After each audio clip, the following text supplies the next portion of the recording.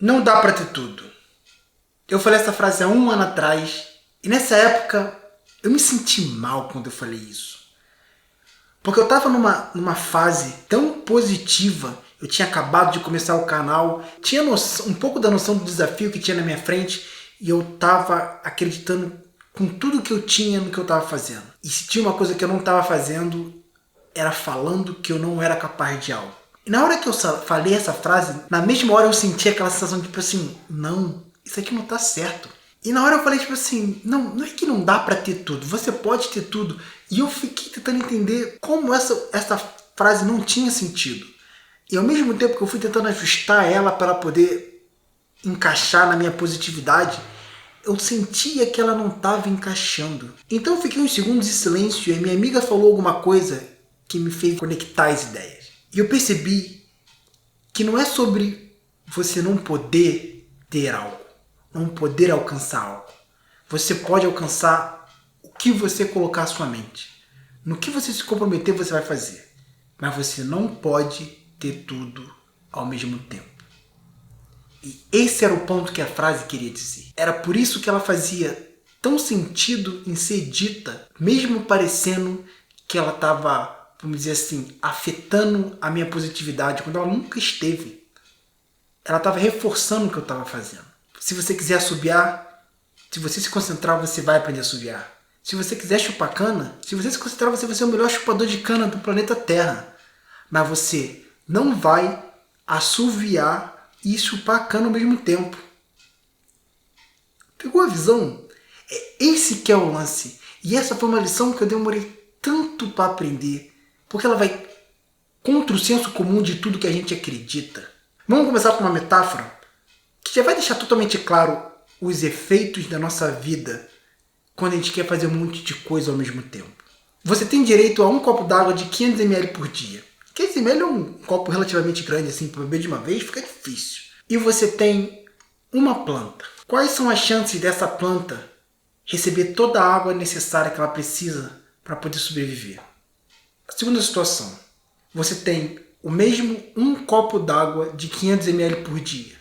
E agora você tem 7 plantas. Quais são as chances de várias delas, se não todas, morrerem porque não estão recebendo água o suficiente? Quanto mais disperso está a sua energia, o seu foco, o seu tempo, que são as coisas escassas que a gente tem, menor é a chance do que você está colocando, aonde você está concentrando ele, que vai se desenvolver bem. É tudo porque a gente quer fazer um monte de coisa.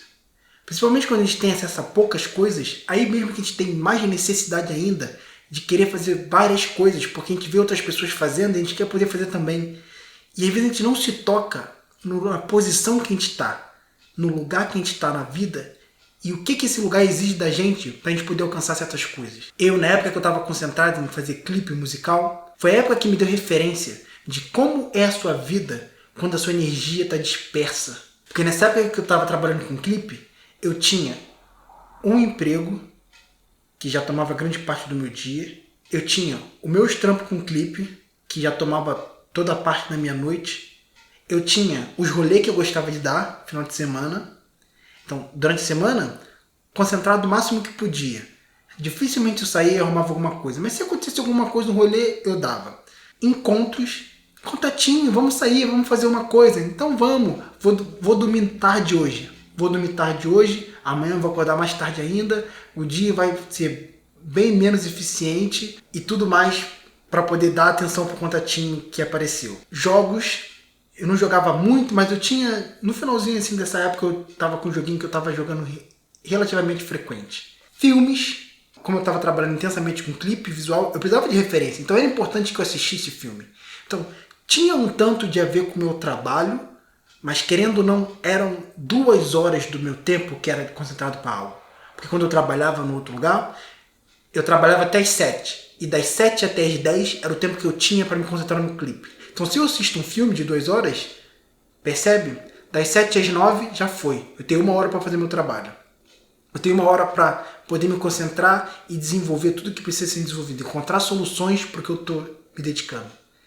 Então toda a minha atenção, meu tempo, minha energia, meu dinheiro estava distribuído por aí. É muito semelhante a uma pessoa que, por exemplo, tem vários negócios diferentes. Eu quero abrir uma loja de roupa na internet, faço aposta para também ver se eu faço um dinheiro. Final de semana eu trabalho de garçom, não sei o quê. A pessoa tem vários trabalhinhos pequenos por aí. Ela faz um dinheiro, você faz um dinheiro. Só que tudo que você faz vai mais ou menos. E quando eu vi esse conselho de um cara de negócios falando sobre isso, assim, ter um monte de empresa ao mesmo tempo não é tão bom quanto você pensa, porque você pensa que está diversificando a sua renda, mas você está diversificando a sua atenção, você está distribuindo a sua atenção. E se ela tivesse toda concentrada num único negócio, ele vai ter problemas, ele vai ter desafios, mas quando toda a sua atenção está voltada para uma única coisa, essa coisa cresce muito mais. Porque o crescimento é exponencial de qualquer coisa que você se dedique. Então, quanto mais força e energia você coloca naquilo, mais aquilo ali vai dobrando, e toma uma escala absurda ao longo do tempo. E quando eu me toquei disso, quer saber?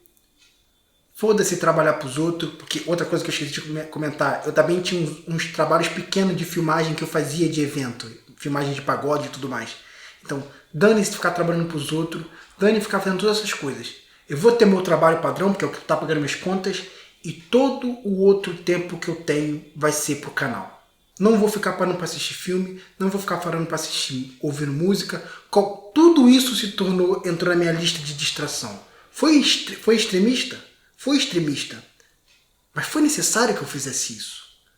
Teve a sua importância. Porque, sinceramente, eu pensei comigo, eu investi tempo suficiente para ver o que acontece com a minha vida quando eu estou fazendo um monte de coisa ao mesmo tempo. Eu sei o que é assistir filme um dia na semana, ficar saindo com os outros, ficar um tempo no WhatsApp de conversinha fiada, trabalhar, ter 2, 3, 4 trabalhos diferentes, lugares diferentes. E eu vi para onde minha vida foi com isso. Eu posso fazer isso de novo e esperar um resultado diferente, me enganar, fingindo que vai ter um resultado diferente. Ou eu posso fazer isso que eu estou vendo aqui, fechar as portas para tudo e botar toda essa energia numa única coisa e ver o que acontece. Para algo ser realmente prioridade na sua vida, ela vai ter que te fazer dizer não para as outras coisas. Isso foi uma coisa que eu ouvi, fui entender que as pessoas que eu via realizando coisas, elas não estavam realizando e construindo porque elas diziam sim para mais coisas. Elas tinham mais oportunidades para dizer sim. Elas estavam construindo o que estavam construindo justamente porque elas diziam não para mais coisas. Então eu fui refinando o meu conceito de prioridade e realmente cheguei no mínimo necessário da coisa que eu falei assim, beleza, isso é a prioridade máxima.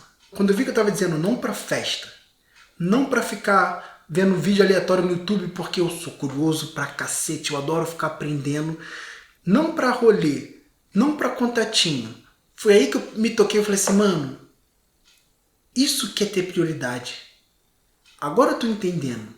Eu tenho algo que me dá um motivo para dizer não. E não é um não por não, de eu tenho que dizer não. É um não porque eu realmente tenho um plano que eu tô seguindo. E o não que vem para as outras coisas acaba sendo um efeito colateral, porque depois que eu me comprometi da forma que eu me comprometi, eu entendi, eu criei essa escala de prioridade. Não tem como eu dizer sim para qualquer outra coisa sem vir a consciência junto de que beleza, você pode dizer sim para o que você quiser, mas entenda, o tempo que você está dando para isso é o tempo que você está deixando de dar para a coisa que você disse ser a sua prioridade. E se você quer alcançar essa coisa grandiosa que você diz querer alcançar, é necessário sacrifícios. Você viu o que você conseguia alcançar com a quantidade de sacrifício que você estava disposto a fazer, com a quantidade de atenção que você estava disposto a dar.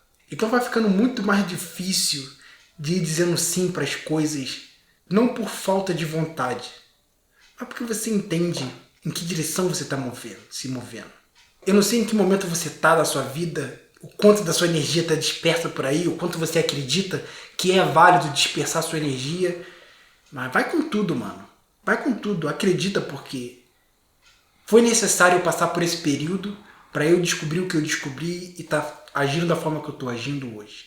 Eu não estou dizendo que você está passando por isso para você chegar onde eu estou. Não é isso. Eu vivi aquela época porque eu acreditava naquilo.